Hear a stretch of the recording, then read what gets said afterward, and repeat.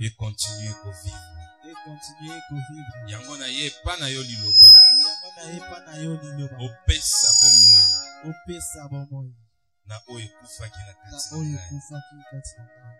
Na yebi ki oza présent. Na yebi ki oza vivant. Tika na koma esika olingi na koma. Sala ete na koma esika esengeli na koma. Pobo moi na ngai. Etalisa kembo na yo. Merci pour na tongo ya lelo. Tika ete nyonso. Eleka pona lokumu na yo. Na kombo na Yesu Christ. Amen. Tobeteli Yesu Christ maboko.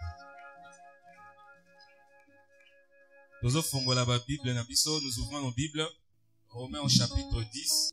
Nous prenons du 1er au 6e verset. Frères, le vœu de mon cœur et ma prière à Dieu pour eux, c'est qu'ils soient sauvés. Je leur rends témoignage qu'ils ont du zèle pour Dieu, mais sans intelligence. Ne connaissant pas la justice de Dieu et cherchant à établir leur propre justice, ils ne sont pas soumis à la justice de Dieu. Car Christ est la fin de la loi pour la justification de tous ceux qui croient. En effet, Moïse définit ainsi la justice qui vient de la loi. L'homme qui mettra ces choses en pratique vivra par elles. Mais voici comment parle la justice qui vient de la foi. Ne dis pas en ton cœur qui montera au ciel si en faire descendre Christ. Ou qui descendra dans la Bible, c'est faire remonter Christ d'entre les morts. Que dit-elle donc? La parole est près de toi, dans ta bouche et dans ton cœur. Or, c'est la parole de la foi que nous prêchons. Si tu confesses de ta bouche le Seigneur Jésus-Christ, et si tu crois dans ton cœur que Dieu l'a ressuscité de mort, tu seras sauvé. Car c'est en croyant du cœur qu'on parvient à la justice, et c'est en confessant de la bouche qu'on parvient au salut selon ce que dit l'Écriture. Quiconque croit en lui ne sera point confus. Il n'y a point aucune différence. Ok, on va sauter. Verset 13, car quiconque invoquera le nom du Seigneur sera sauvé. Comment donc invoqueront-ils celui en qui ils n'ont pas cru? Et comment croiront-ils en celui dont ils n'ont pas entendu parler? Et comment en entendront-ils parler s'il n'y a personne qui prêche? Et comment y aura-t-il des prédicateurs s'ils ne sont pas envoyés? Selon qu'il est écrit qu'ils sont beaux les pieds de ceux qui annoncent la paix, de ceux qui annoncent des bonnes nouvelles. Verset 17, on s'arrête là. Ainsi, la foi vient de ce qu'on entend, et ce qu'on entend vient de la parole de Christ. Nous ajoutons Hébreux 11. C'est Hébreux 11 qu'il fallait lire des 1 à 6, excusez-moi. Hébreux 11 des 1 à 6. Hébreux 11.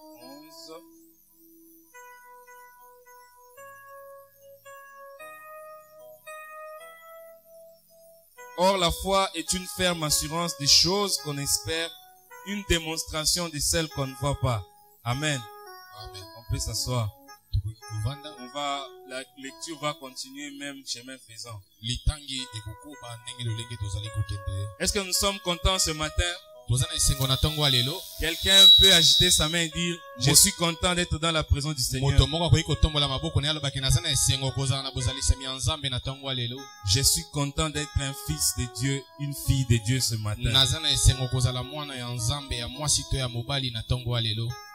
Nous continuons toujours notre leçon qu'on avait entamée l'autre fois sur la foi.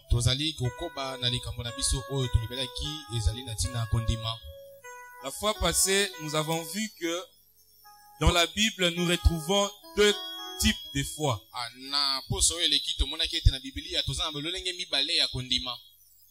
Il y a la foi qui t'amène au salut. Il y a la foi qui te permet de faire les exploits avec Dieu.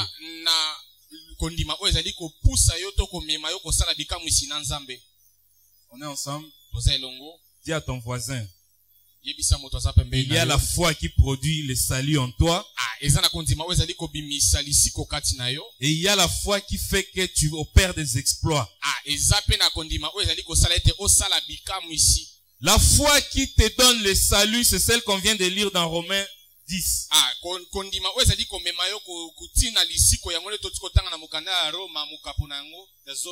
On dit que c'est une foi qui vient par la parole. Et la parole qui est la parole de Christ. Cette parole qui est prêchée par des prédicateurs envoyés par Christ.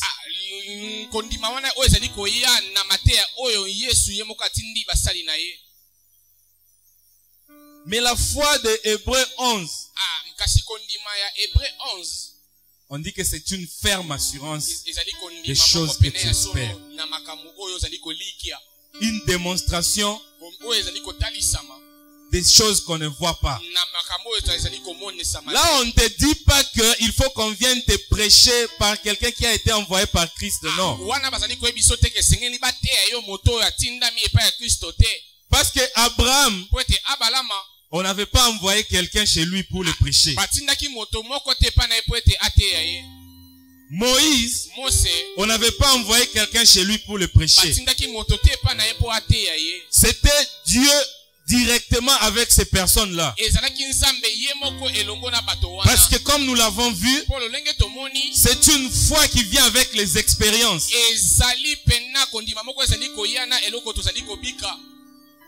On est ensemble. Amen. Maintenant, la foi du salut, quand tu la reçois, c'est une foi qui t'amène à être fils ou fille de Dieu. C'est ça l'objectif pour lequel Christ est venu. La Bible dit dans Jean 1, 12, à tous ceux qui l'ont reçu, à ceux qui ont cru en son nom, et elle a donné le pouvoir de devenir enfants de Dieu. C'est ce que la foi du salut produit en toi.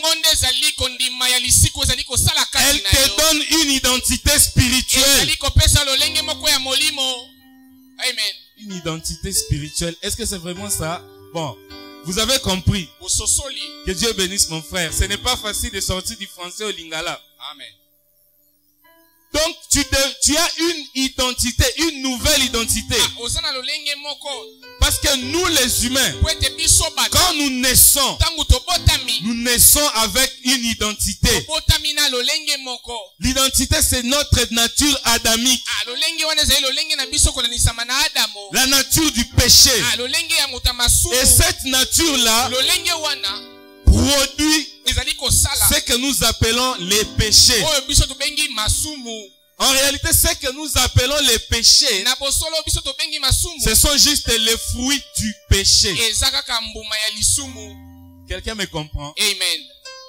Alors, ce péché-là, c'est l'incrédulité qui est dans notre âme quand nous naissons.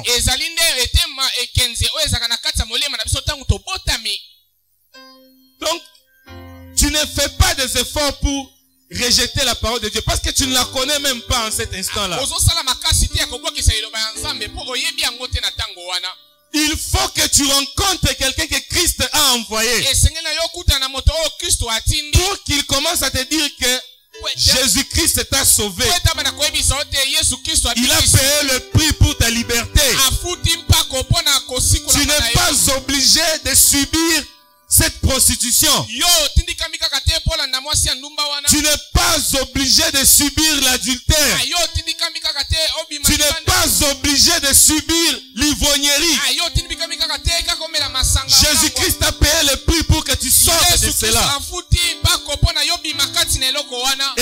tu reçois cette parole, ça chasse l'incrédulité en toi. Amen. Amen. La parole de Christ, c'est la puissance qui chasse la nature adamique en nous. Il n'y a rien qui peut vaincre cette nature à part la parole de Jésus-Christ. Et maintenant, quand tu reçois cette bonne nouvelle, ça produit en toi la foi. Donc la foi du salut, c'est ce qu'on appelle la nouvelle naissance. C'est ce qu'on appelle le Saint-Esprit. C'est ce qu'on appelle l'évangile de Christ. Et maintenant, quand tu reçois cela, et que tu as une nouvelle identité spirituelle, les anges au ciel te voient, ils disent que ça c'est un fils de Dieu, ça c'est une fille de Dieu. En enfer, quand les démons te voient, ils disent aussi, ça c'est un fils de Dieu, ça c'est une fille de Dieu. Désormais, ils ne peuvent plus agir dans ta vie sans la permission de ton Père. Mais avec la nature adamique, les démons entrent et sortent dans ta vie sans que tu le veuilles, sans demander la permission, parce qu'ils savent que tu es sous leur contrôle. C'est pourquoi la nouvelle naissance, ce n'est pas un jeu. La foi du salut n'est pas quelque chose à négliger. Amen.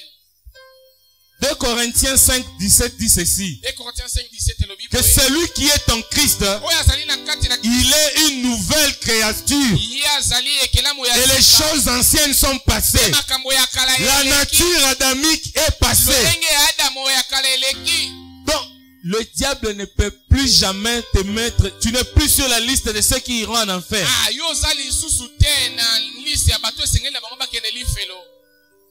Dis à ton voisin, quand tu es né de nouveau, tu n'es plus sur la liste de ceux qui peuvent aller en enfer. Amen. Amen. Maintenant, il se peut que tu as reçu la nouvelle naissance,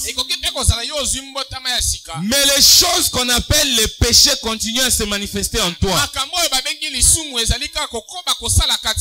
Parce que cette nouvelle naissance, c'est Jésus-Christ qui est né en toi. Maintenant, il se peut que tu continues à mentir, tu continues à fumer, tu continues à faire toutes ces mauvaises choses, mais tu es quand même sauvé. Maintenant, il faut que ce Jésus qui est né en toi puisse grandir. C'est pourquoi mon sujet d'aujourd'hui,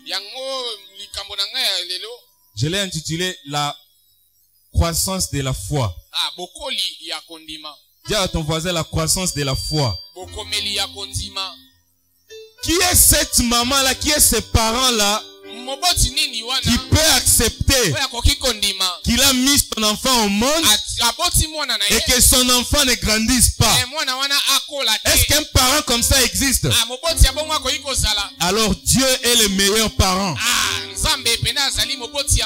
Dis à ton voisin, Dieu est le meilleur parent. Donc si Dieu t'a engendré, il veut te voir grandir. La foi grandit. Ce Jésus-Christ qui est né en toi a besoin de grandir. Et pour grandir, un enfant doit s'alimenter. Il doit manger. C'est vrai, la maman. Amen. Et Jésus-Christ qui est né en toi a aussi besoin de manger. Mais qu'est-ce qu'il mange? Il mange la parole de Dieu. Il mange la parole de Dieu. Quand Quand tu t'exposes à la parole de Dieu, quand tu fais de la parole de Dieu ton ami, comme nous venons de le lire dans les psaumes ce matin, David qui est en train de prier, qui concentre l'essentiel de sa prière en disant, Seigneur, enseigne-moi de vivre ta parole, donne-moi de vivre ta parole, ainsi de suite. C'est pourquoi? C'est pour que cette foi grandisse. Et toi, tu dois faire de même, et moi, je dois faire de même. Il n'y a pas d'exception. Parce que quand Jésus-Christ est né en toi, tu dois savoir que en toi, il y a maintenant une concurrence. La nature adamique là se bat pour demeurer en toi. Ses fruits veulent rester en toi. Et Jésus veut grandir en toi. C'est lui qui va être fort. Entre les deux, c'est celui que tu nourris le plus. Si tu nourris ton âme de la parole de Dieu, Jésus-Christ va être fort en toi. Et il va dominer sur les œuvres de la chair en toi. Tu ne vas pas faire des efforts pour vivre la parole de Dieu.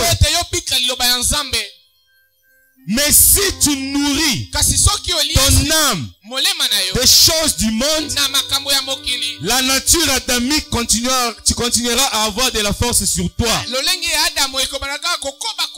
Même si tu es né de nouveau, tu n'arriveras pas à manifester Christ dans ton entièreté. Ce n'est pas la faute à Christ, mais ça sera de ta faute à toi. Parce que quelque part, Paul est en train de dire, il dit travaillez durement sur votre foi, sur votre salut, avec crainte. Pourquoi il dit ça? Pourquoi le salut que nous avons reçu gratuitement, nous devons travailler avec crainte pour ça? C'est-à-dire que cette foi doit grandir. Tu ne dois pas rester bébé.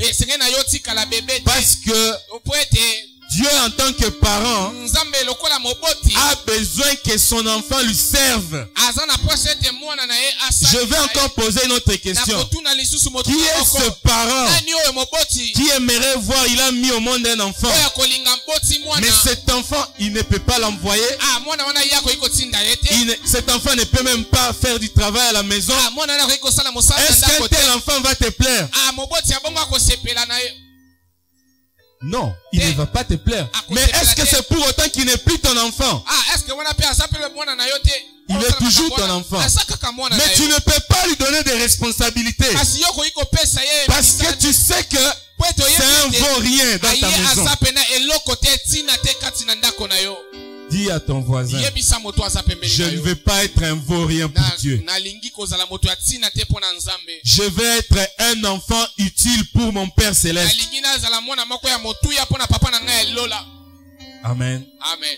C'est pourquoi la foi doit grandir. La foi du salut grandit maintenant comment? Certains parmi nous connaissent la prédication de frère Branham qui parle de la stature parfaite de l'homme. Amen. C'est-à-dire que tu es en train de grandir. La foi qui produit la piété, qui produit la patience, qui produit la tempérance.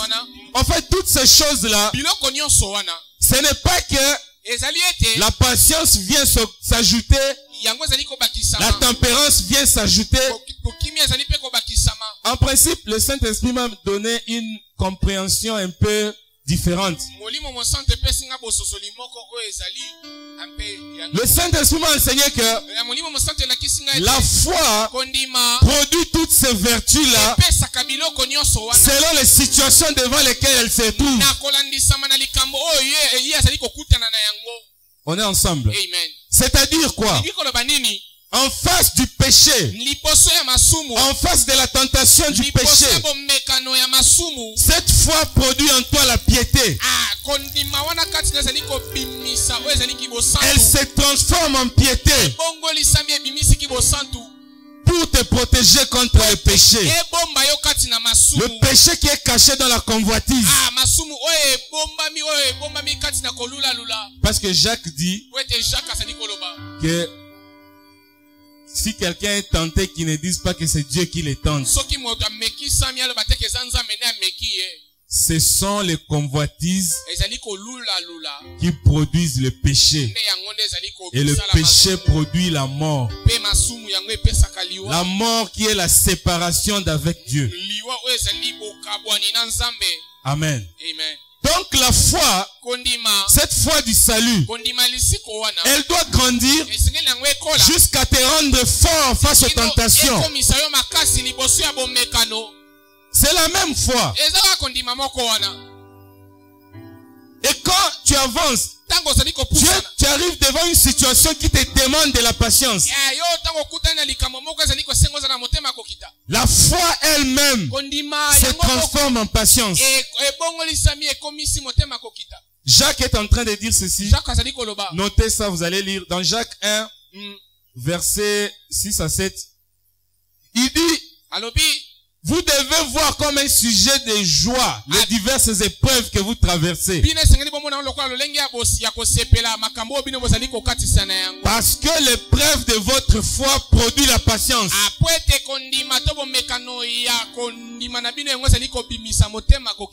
Nous sommes en train de parler de la croissance de la foi du salut. Parce que cette foi doit croître pour que quand Jésus-Christ viendra, que tu puisses être enlevé. Personne qui n'a atteint la maturité de la foi du salut ne sera enlevé. Tu es né de nouveau, tu es sauvé, mais pour être enlevé, il faut que ta foi du salut atteigne la maturité. Autrement, tu vas passer par la tribulation. Oui, il y a les gens qui lavent leur robe par la tribulation. Maintenant, parlons maintenant de la foi des exploits. Nous avons dit que la foi des exploits, c'est la foi qu'on lit dans quelle écriture? Hébreux 11. Hébreux 11. Amen. On peut acclamer pour le Seigneur.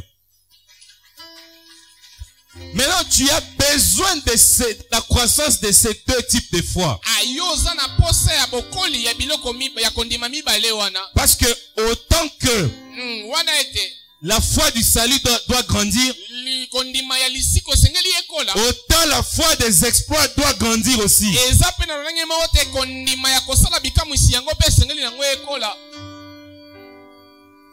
Parce que tu n'aimerais pas avoir un enfant qui est intelligent, qui est sage, mais qui ne sait pas prendre des risques dans la vie,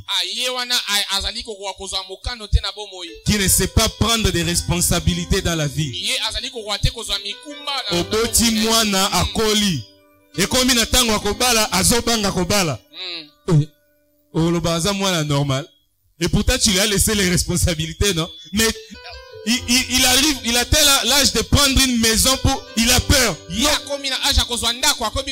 Non. Il doit grandir.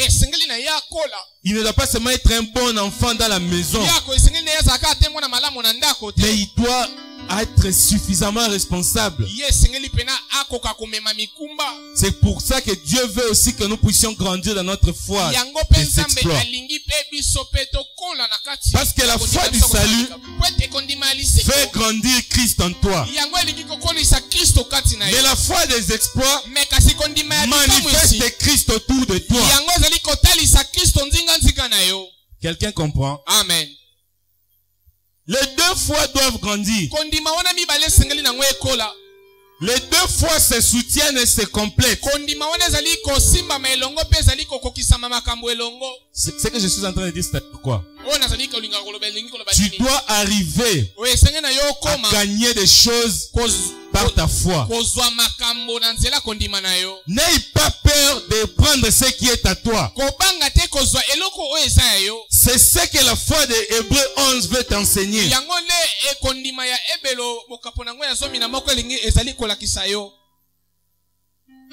Et ce que tu as eu par la puissance de Dieu, c'est par la foi du salut que tu conserves ça.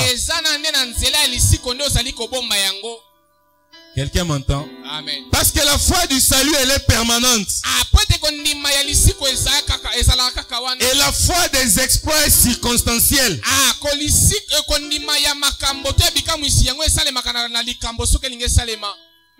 C'est-à-dire que c'est devant des circonstances que la foi des exploits se manifeste.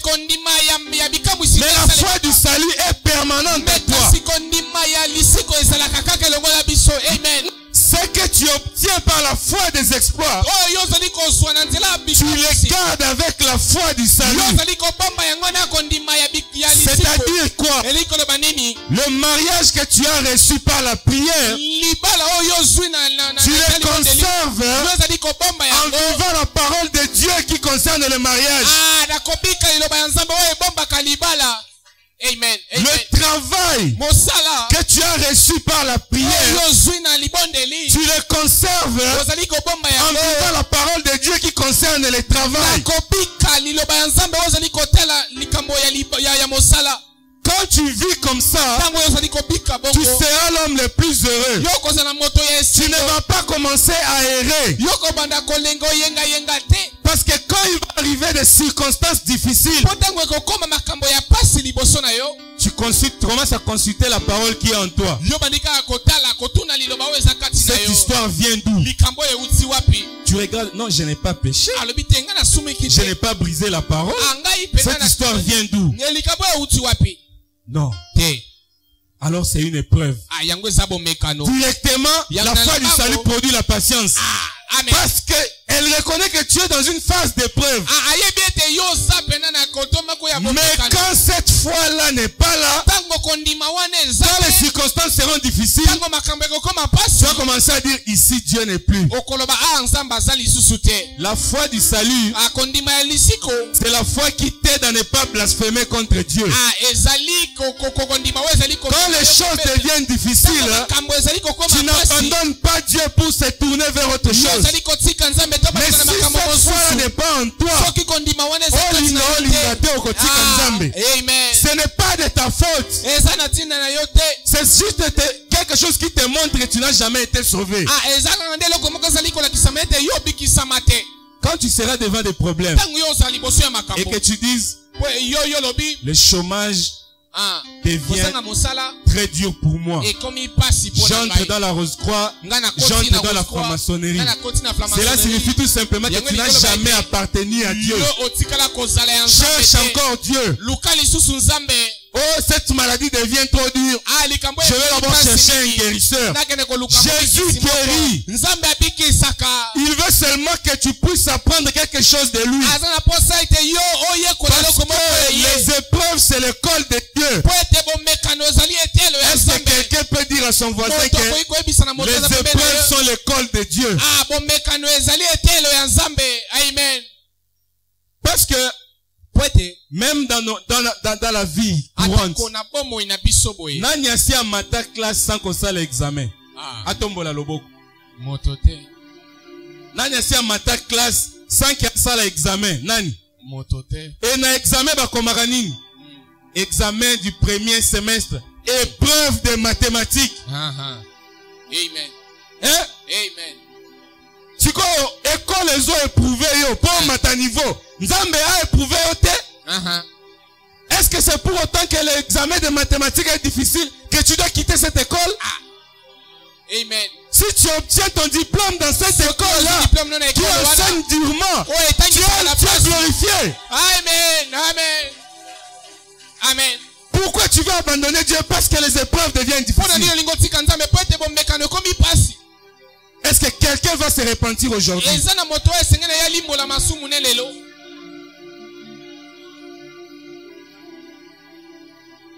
Tu as la responsabilité de montrer Jésus-Christ. C'est ta sa responsabilité. Lui, il a fait son travail. Il a tout accompli à la croix.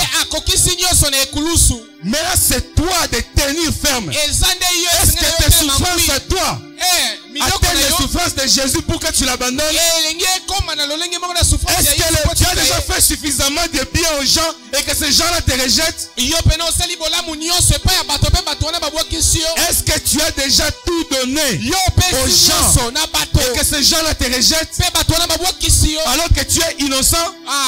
Pourquoi Jésus a fait ça? Il n'a pas renoncé au Père. Pourquoi toi tu te retournes facilement de Dieu comme ça?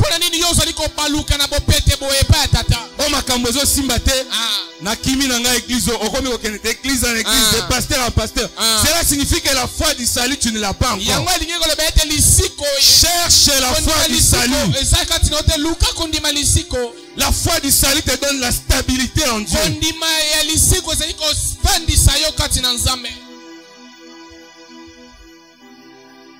Tu dois faire des exploits avec ton Dieu.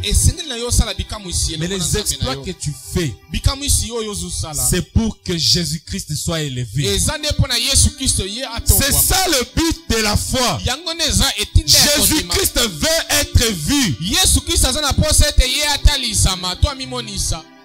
Maintenant, comment cette foi-là grandit? La foi des exploits. Dis avec moi la foi des exploits. La foi des exploits. Comment elle grandit?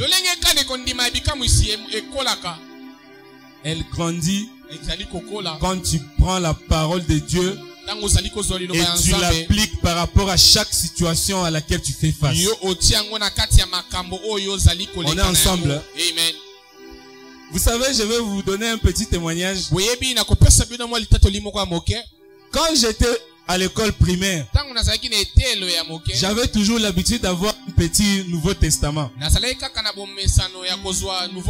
C'est devenu rare aujourd'hui, je ne vois plus le petit Nouveau Testament bleu là.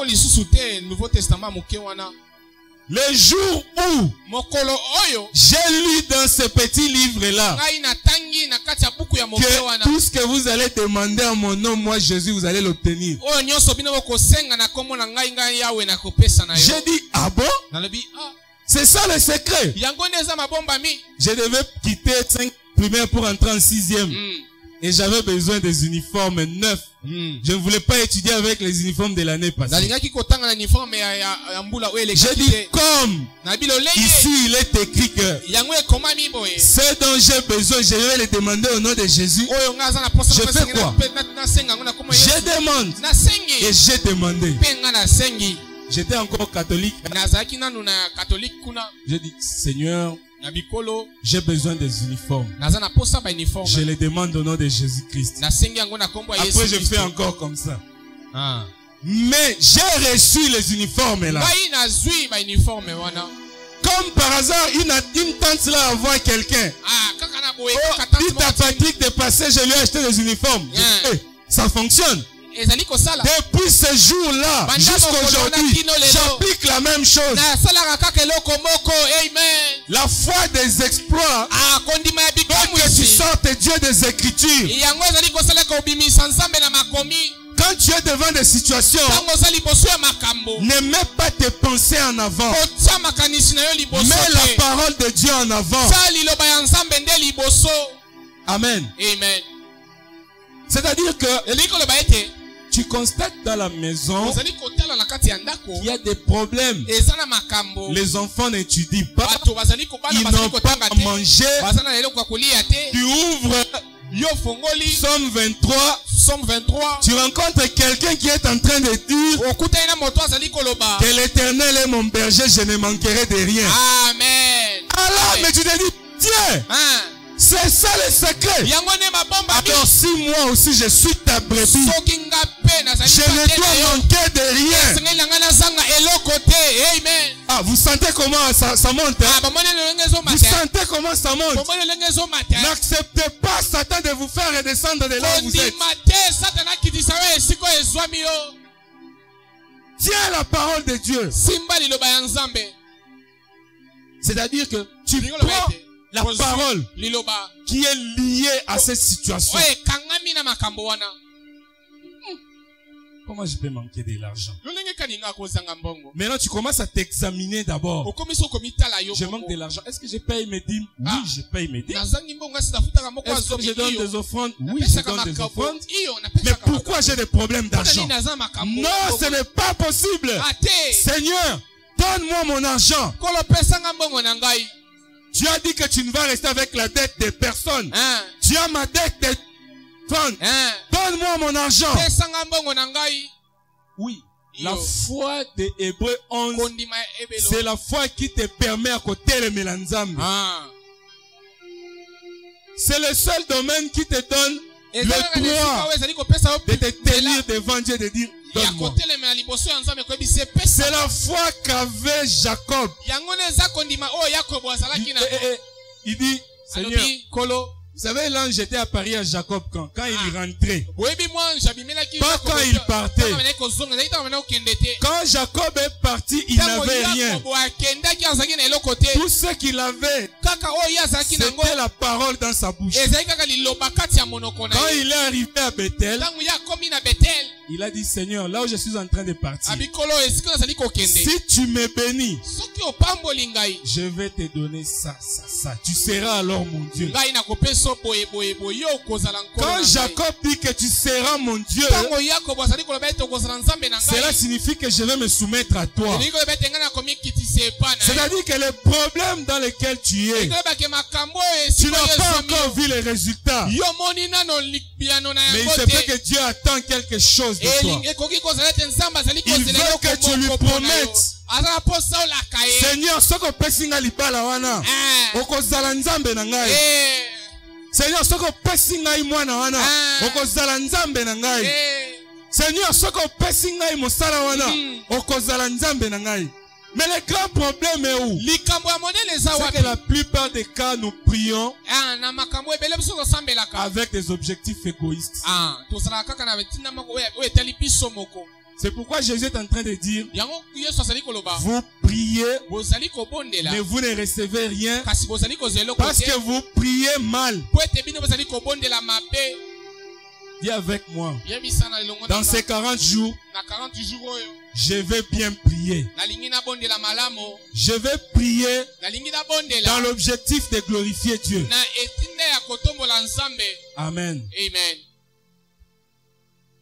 Donc, j'ai dit, premièrement, la première stratégie de faire croître ta foi, c'est d'opposer à chaque situation que tu traverses la parole de Dieu.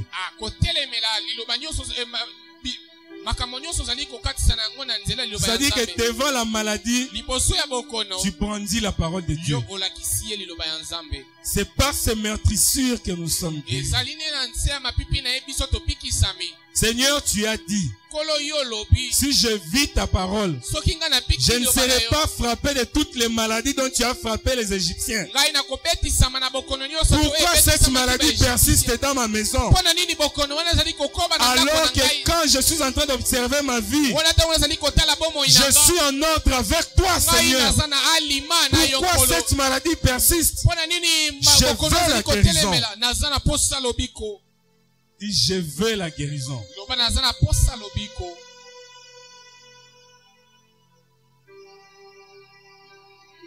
Déclare une autre chose que les chrétiens ne font pas souvent. Ils ne déclarent pas. Dieu, s'il avait seulement pensé la terre sans déclarer, il n'y aurait rien qui allait se passer.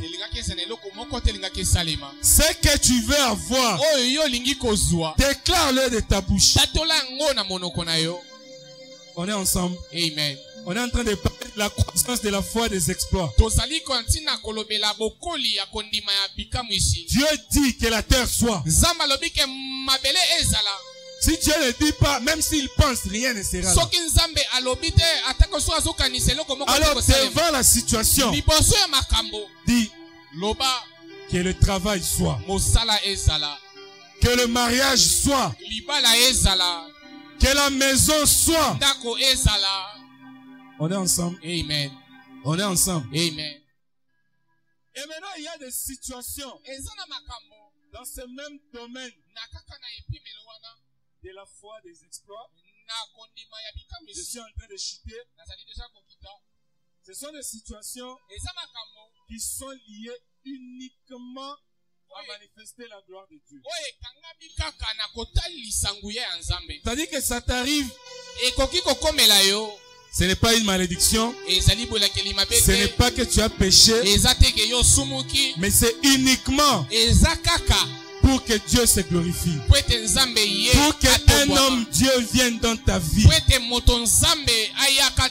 C'est ça l'homme-là qui était aveugle. Les apôtres qui connaissaient la loi, ils ont demandé à Jésus, qui a péché pour que cet homme soit né aveugle? Est-ce que ce sont ses parents? Est-ce que c'est lui-même? Jésus a dit, non, ce n'est pas lui qui a péché, ce ne sont pas ses parents, mais c'est uniquement afin que la gloire de Dieu se manifeste. Que cela soit ton cas aujourd'hui au nom de Jésus. Alors que quand l'homme Dieu va monter ici, qu'il puisse manifester la gloire de Dieu face à ses problèmes. Que le Seigneur vous bénisse. Amen.